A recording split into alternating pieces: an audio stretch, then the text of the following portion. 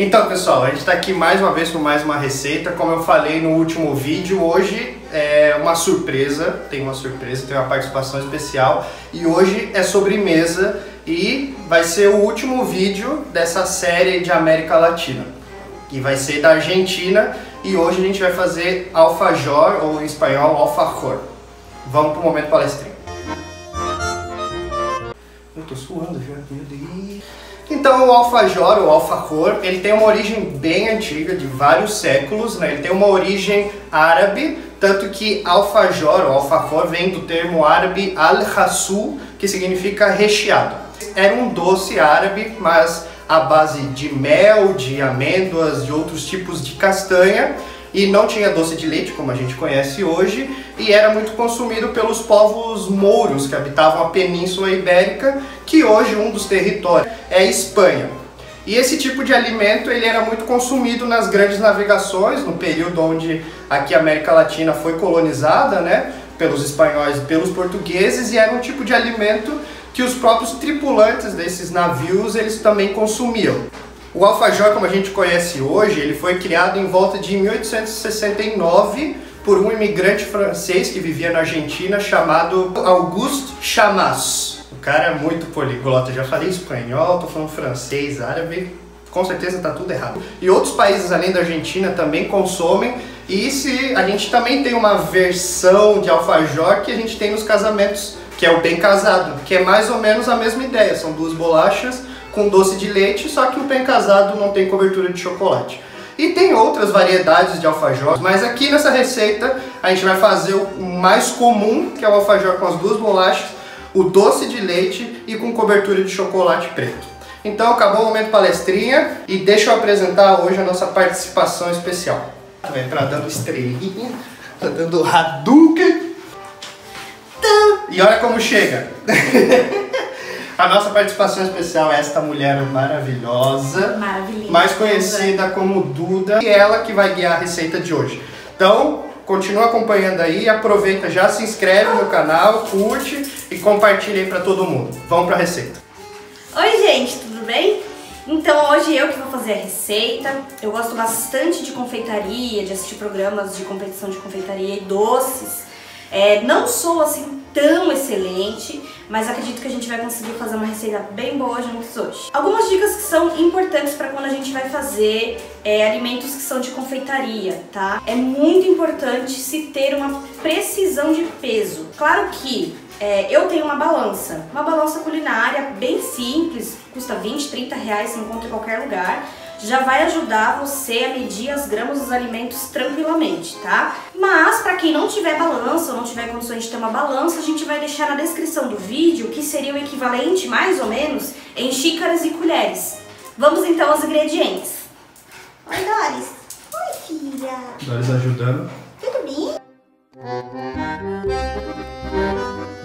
Bom, pessoal, então a gente vai usar na receita 87 gramas de açúcar e 87 gramas de manteiga em temperatura ambiente, um ovo, raspas de meio limão, uma colherzinha de chá, tá? Ou mais ou menos 7 gramas de mel e 1,5 grama de essência de baunilha, ou vocês podem pegar meia colher de café, aquela bem pequenininha, tá bom?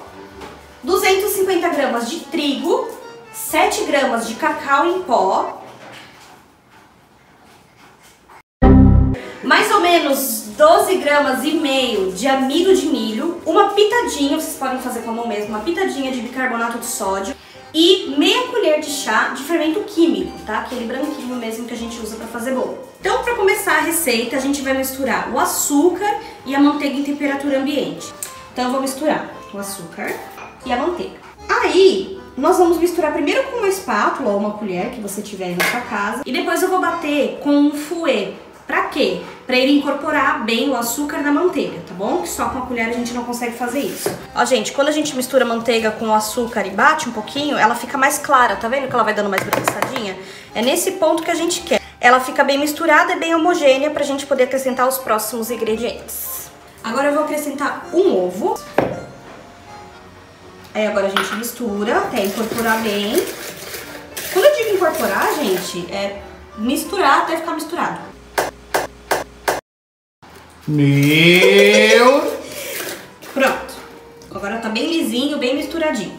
Agora, nesse momento, a gente vai acrescentar alguns elementos que são as coisas que fazem toda a diferença naquele sabor do alfajor argentino. Então eu vou acrescentar a raspa de limão. Gente, vocês não precisam ter isso aqui que é pra raspar limão, tá? Se você quiser fazer no ralador, de leve, mais fininho, pode. Mas eu peguei emprestado com a minha amiga, Letícia, muito obrigada, Lelê, pra poder ser mais prático. Então, gente, se você não tiver alguma coisa, pede emprestado aí pro vizinho, pra amiga, pro cachorro, sei lá, alguém, tá?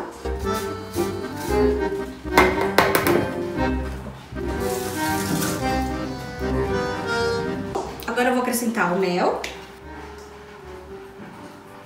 e a essência de baunilha. Lembrando que é bem pouquinho, tá? Porque o sabor é bem forte. E vamos misturar. Pronto. Agora a gente vai acrescentar tudo que é farinha, tá? Farinha de trigo, o bicarbonato, o fermento, o cacau. Só que é importante que a gente passe na peneira, tá bom?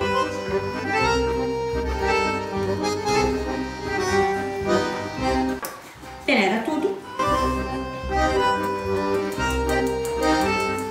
A gente vai começar misturando com o fouet ou com uma espátula, só que vai chegar num ponto que a massa vai dar a liga, a gente vai ter que colocar a mão na massa. Ó, aqui ele já começou a grudar tudo, então eu vou tirar e vou botar a mão na massa. Bora lá. Ai, que gostosinho. Essa massa, gente, ela é muito boa, é muito fácil de trabalhar, tá? Ela não fica grudenta nas mãos, ela fica bem lisinha. Aí agora é só amassar bem, não precisa sovar, né? É só misturar bem. Terminei de mexer a massa, tá? Vou mostrar pra vocês como é que ela ficou. Ó. Apesar da massa ficar bem lisa, ela é uma massa que ela solta fácil, olha só. Tá vendo? Então a gente vai ter que colocar ela na geladeira por uns 30 minutos pra ela dar uma firmada e depois a gente conseguir abrir ela com o rolo e fazer os cortes. Agora eu vou colocar a nossa massa num saquinho plástico aberto. Então, vou fechar aqui o meu plástico. E agora essa massa vai pra geladeira por 30 minutos. Pessoal, então vamos falar sobre o doce de leite. Se você quiser comprar um doce de leite industrializado, comprar no mercado, fica a seu critério o doce de leite que você quiser usar. Aqui, para nossa receita, eu preferi usar o doce de leite caseiro, porque eu acho muito mais gostoso, o Tito acha mais gostoso ainda. Como é que a gente faz esse doce de leite? Você pega uma latinha de leite condensado, tira a embalagem, tem que tirar todo o papel para não entupir a panela de pressão e vai colocar na panela de pressão. Põe ela no meio, enche de água até ela cobrir a lata, fecha a panela e põe no fogo. Quanto tempo que você vai deixar? Eu deixei 35 minutos a partir do momento que pegou pressão na panela. Então, quando começa a dar aquele chiado, você começa a contar 35 minutos. Quando deu 35 minutos, eu desliguei o fogo e deixei sair a pressão sozinha, tá bom? Depois que sair toda a pressão da panela, vocês vão abrir, tirar a lata de dentro com muito cuidado, tá, gente? Usei uma espátula porque vai estar super quente. Deixe em cima de uma superfície com uma toalha e deixe esfriar. Ok? Quando tiver completamente fria a lata, vocês vão abrir e vão tirar o doce de leite. Vocês vão perceber que o doce de leite ele vai estar bem consistente, bem firme, quase como que um pudim. Mas não se desesperem que ele não fica assim. Você vai tirar ele de dentro da lata e você vai mexer, porque ele fica com uns gruminhos, você precisa mexer. Eu bati com um fouet mesmo na mão, até ele ficar bem cremoso. Eu vou mostrar pra vocês como é que ficou meu doce de leite. Ó, gente, o meu doce de leite eu fiz ontem, tá? Indico pra vocês fazerem também no dia anterior, que aí dá tempo de esfriar, de deixar na geladeira e tudo mais. Olha só como é que ficou. Tá vendo a textura? Ele fica firme depois de bater, porém cremoso. Ele fica maleável e ele tá mais escurinho, que é o jeito que eu gosto mesmo do doce de leite. Bom, gente, passou mais ou menos uns 35 minutos, eu deixei na geladeira, tá? Nossa massa tá mais durinha. Aí o que a gente vai fazer? Você vai separar uma forma. Nesse caso, como a minha forma não é antiaderente, eu coloquei papel manteiga no fundo, tá bom? E você vai ter que pré-aquecer o forno a 200 graus, beleza? Eu vou usar um rolo de madeira, se você não tiver, você pode usar uma garrafa, enfim. E a gente vai abrir dentro do plástico mesmo, tá bom? Por quê? Porque a massa, às vezes, ela gruda um pouco na madeira. Uma coisa importante, você vai precisar de um cortador para fazer os moldezinhos. A gente não tem cortador redondo aqui em casa, então eu peguei um copo, vi um diâmetro mais ou menos que era o que eu queria, do tamanho da bolachinha, e eu vou usar o copo para cortar. Bom, gente, eu abri outro saquinho, tá? Coloquei por cima, a gente tem um plástico embaixo e um em cima. Importante sobre a abertura de massa, que tem esse teor meio amanteigado, tá bom? Isso aqui não é uma massa de pizza. Então, quando a gente tem uma massa de pizza, por exemplo, que ela é elástica, a gente senta o rolo nela, esfrega, estica e ela não rasga. Mas essa massa, ela não é uma massa sovada, ela não é elástica, ela rasga. Então, a gente vai assim, ó, põe uma musiquinha, entendeu?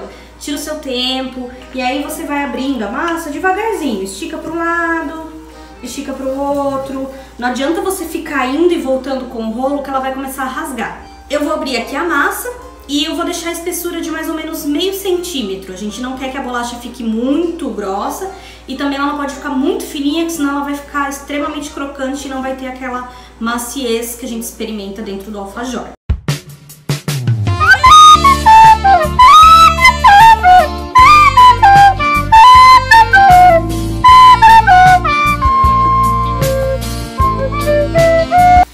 Terminei de esticar aqui, tá? Agora eu vou tirar o plástico de cima. Vou usar aqui o meu super cortador ultra mega tecnológico, né? Chique. Bom, terminei de cortar. Deu um total de 13 bolachas aqui. Claro que com as sobras a gente vai juntar, vai esticar de novo e vai cortar mais. Lembre-se sempre que tem que dar número par, tá, gente? Que a gente vai usar sempre 2 bolachinhas juntas. Bom, gente, aqui na minha forma couberam 12 disquinhos, tá? Uma coisa muito importante, a gente vai pegar um garfo agora e fazer aqui, ó, 2 furinhos, tá? Nas bolachinhas. Por que que a gente faz isso? Pra ela não inchar e formar aquela barriguinha em cima, tá bom? Eu vou terminar de colocar os furinhos aqui nas bolachinhas e aí vou colocá-las no forno. Quanto tempo? Você vai deixar 15 minutos. Gente, acabei de tirar do forno, tá? Vocês perceberam que elas estão assadas, né? Algumas até ficaram mais escurinhas ao redor. Elas dão uma leve crescidinha, tá? E o ponto ideal é que ela fique sequinha em cima, mas que ela fique macia, ó. Quando a gente aperta, ela fica macia. Ela não é uma massa dura, não é uma bolacha ultra mega crocante, mas ela também não é uma massa molenga ou que parece uma massa de bolo. O que a gente vai fazer agora? A gente vai deixar esfriar, tá? Eu vou colocar as minhas num pratinho e vou levar à geladeira para ajudar nesse processo de resfriamento. Tem que estar completamente frio pra gente poder começar a montagem. Galera, agora a gente vai para a parte do chocolate que vai cobrir o nosso alfajor. Você pode usar um chocolate normal de barra, derretido, só que aí você tem que fazer a temperagem. A temperagem, ela é um processo que é feito no chocolate, tá? Onde tem que chegar a uma temperatura X, tá bom, gente? A temperagem não vem de tempero, a temperagem vem de temperatura. E é um processo que as pessoas usam um termômetro culinário, uma bancada fria e tudo mais.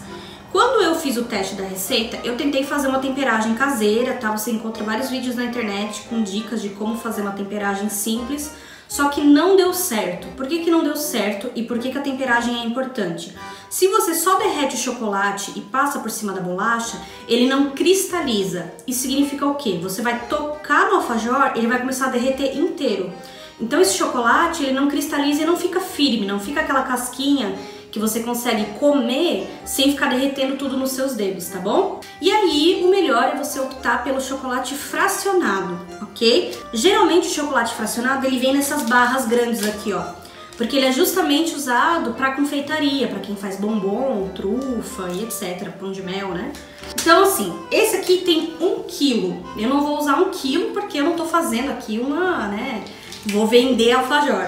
Eu vou usar mais ou menos uns 300 gramas. Eu vou cortar em quadradinhos e aí eu vou colocar no micro-ondas de 10 em 10 segundos, de 15 em 15 segundos e mexendo até ele estar completamente derretido. Esse é o trabalho pesado agora. Cortar a barra de 1 quilo de chocolate. Bom, gente, piquei aqui o chocolate, tá? Uns pedaços estão menores, outros estão maiores, não faz diferença. E vou colocar no micro-ondas de 15 em 15 segundos. Põe 15 segundos, mexe. Põe mais 15 segundos, mexe, até ele estar completamente derretido. O chocolate já derreteu, tá? Ele tem que ficar bem líquido assim, ó. Tá tá delicioso. E o bom do chocolate fracionado é que se ele começar a endurecer por conta da temperatura, é só voltar ele pro micro-ondas, ele derrete de novo, não vai perder a textura dele, tá bom? Agora pro doce de leite. Você pode usar uma colher se você quiser, só que eu, quando fiz o teste, com a colher, ele não ficava a camada uniforme. O que eu vou fazer então? Vou pegar um saquinho plástico, tá? Qualquer saquinho plástico. Aí você coloca dentro de um copo, né? Alguma estrutura que possa dar esse suporte pro saquinho. Abre ele assim. E aí você vai colocar o doce de leite aqui dentro. Aí a gente pega o doce de leite e coloca dentro desse saco, tá? Tem gente que vai usar saco de confeitar, só que a gente não tem saco de confeitar aqui em casa, então vai o saco plástico mesmo. Depois que você colocar no saco, você vai perceber que ele vai ficar grudadinho. Aí você vai arrumar como se fosse um saco de confeitar mesmo, tá, gente? Vai botar ele para as pontas e vai abrir um buraquinho aqui pra gente colocar dentro do alfajor, tá bom? Tô aqui com o meu saco de confeitar improvisado, tá? E aí eu já cortei aqui a pontinha pra fazer um buraquinho. E aí a gente vai apertando e vai recheando. Vou mostrar pra vocês aqui. Na hora de fazer a montagem, a gente vai usar a parte que tá com os furinhos pra cima. Por quê? Pra gente deixar pro lado de fora essa parte que ficou retinha, tá bom? Ele fica mais bonito esteticamente. Então, eu vou fazer uma bolota aqui de doce de leite no meio. Não precisa colocar nas pontas, tá, gente? Porque quando a gente pressionar uma bolacha na outra, ela vai espalhar o doce de leite. Então você faz aqui a sua montanha de doce de leite, pega a outra bolacha e encaixa e vai pressionando até espalhar para todas as bordinhas. E aí a gente coloca aqui e vai fazendo os outros até a gente terminar para fazer o banho de chocolate. Terminei de rechear o alfajor, ó, vou mostrar para vocês mais pertinho da câmera para vocês verem como que ele fica. Você põe o recheio no meio e aperta assim no meio e ele vai ficar com essa lapa de doce de leite, né? Se ficar sobrando muito de um lado, você passa o dedo ao redor até ele distribuir de forma uniforme. Agora a gente vai fazer o banho de chocolate. Para fazer o banho de chocolate, é importante que você deixe uma superfície preparada com papel manteiga, porque senão o chocolate vai grudar se for uma outra superfície. A gente vai banhar no chocolate e vai devolver para cá e depois a gente vai colocar na geladeira só até o chocolate cristalizar. Para fazer o banho de chocolate eu vou usar um garfo e vou usar o auxílio da espátula ou pode ser uma colher. Bom, gente, vocês vão pegar o alfajor, colocar ele no garfo e aí com o auxílio de uma colher ou no meu caso que é a espátula, você vai jogar o chocolate por cima. Até ele cobrir tudo, tá, gente? Por favor, certifique-se de que as laterais também estão cobertas de chocolate. Depois de tirar o excesso, você volta pro papel manteiga e tira delicadamente do garfo e deixa ele descansando. Depois isso aqui vai pra geladeira, se ficar alguma rebarbinha, a gente tira fora depois. Terminamos de colocar o chocolate em todos os alfajores. Alfajores. E agora a gente vai botar na geladeira só pra ele terminar de cristalizar. Os primeiros que eu já fiz, inclusive, ele já tá ficando durinho o chocolate. É bem rápido, tá? A gente vai deixar mesmo coisa de minutinhos e aí já vai estar pronto pra comer. Bom, gente, terminei todos os alfajores, a gente colocou o chocolate em todos eles. O Tito quis colocar a mão na massa também, então ele aproveitou e fez alguns pra ver como é que era. Essa receita rendeu um total de 11 alfajores, tá? E agora a gente vai provar. Vem, amor, venha comer. Finally! Então, por favor, faça as honras. Olha lá. Tá até aqui, ó, vazando o doce de leite já. Vou fazer um tintim. Tintim. Meu. Ficou muito bom. Gostinho da raspa de limão na bolachinha. Ela não tá mega crocante, assim, bem dura. Também não muito molenga. Ficou bem gostoso o doce de leite, que é uma delícia também. Muito bom. Parabéns, gente. Então, pessoal, ficamos aqui nessa série da América Latina. Não vai acabar por aqui, em algum outro momento a gente vai retornar, que tem muitos outros países, muitos outros pratos que a gente pode fazer. E a próxima série ainda é dentro da América Latina, mas será apenas no Brasil. Então eu já aproveito e peço para vocês botarem aqui nos comentários da onde você é e pratos típicos da sua cidade, da sua região. Pode ser mais de um prato, pode ser sobremesa, pode ser salgado. E a gente vai começar e a primeira receita a gente vai fazer do Vale do Paraíba, que é no estado de São Paulo, que é onde eu e a Duda moramos. E se você gostou desse vídeo, eu peço que você coloque um curtir aqui embaixo, se inscreve no canal, compartilha com as pessoas e também me acompanha lá no Instagram, que eu posto outras receitas, algumas outras dicas. Espero que vocês tenham gostado e divirtam-se e comam muito alfajor, porque tá bem gostoso.